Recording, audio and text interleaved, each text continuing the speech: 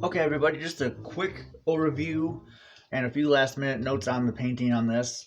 Um, by the time we're done with the stage, we should all have the rocks done, which again includes the base, the middle layer, and then the dry brush. If you're doing a water feature with this, I left this blank so I could do a quick demonstration on it. Again, you want to make sure that the whole thing's covered. If you're going to be using paint, dark colors to the middle, working away to the outside lighter.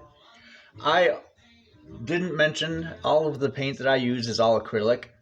You can get it at Michael's, Joann Fabrics, Hobby Lobby, Walmart, just about everywhere. The acrylic paints really work well for me.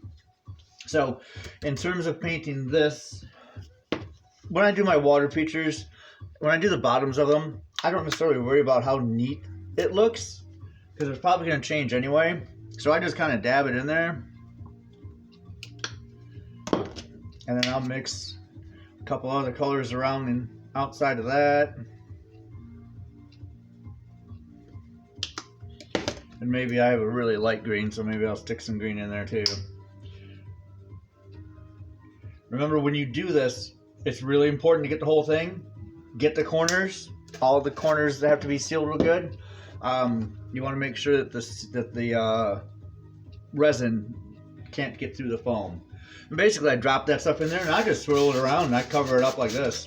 I don't really concern myself with it. It's the bottom of the water for me. In this, because it's my pumpkin patch and this is my man-eating flowers area, I'm gonna make this kind of a swampy looking thing. So that's why I'm using greens. Obviously, if you're doing something more calm or whatnot, you know, your blues or whatever color you're going with. But again, this is going to be like a kind of a little swamp. It's not going to have a whole lot of motion in it. This is going to be kind of still water. And we'll talk more about that when we get to the resin itself. But again, you can see I'm making sure all the corners are good.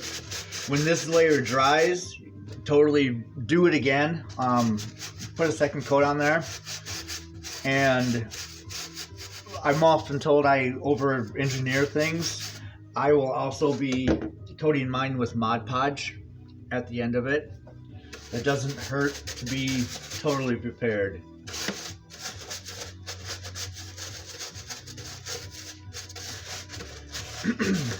When I painted my rocks on here, I took a second and painted the top.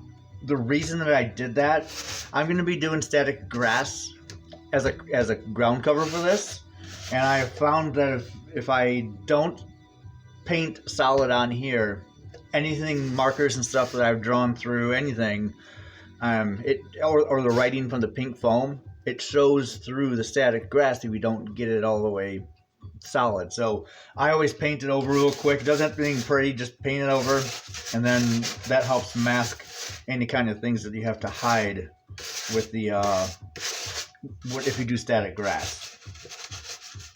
And it only takes a second, you just slap it on there. Kind of like what I'm doing with this water.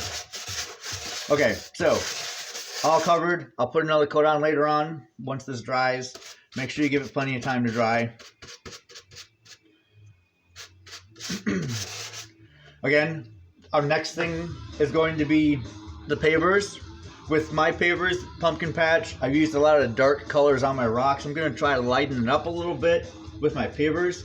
So I'm going to go with a bunch of oranges and whites and probably light grays and such. But I like to, like I said, I like to select 4 or 5 colors that I can use on those pavers. In terms of paintbrushes, when I do my dry brushing, I just have a cheap paintbrush that I get from the Home Depot. You can get a pack of them for like $4 or something like that.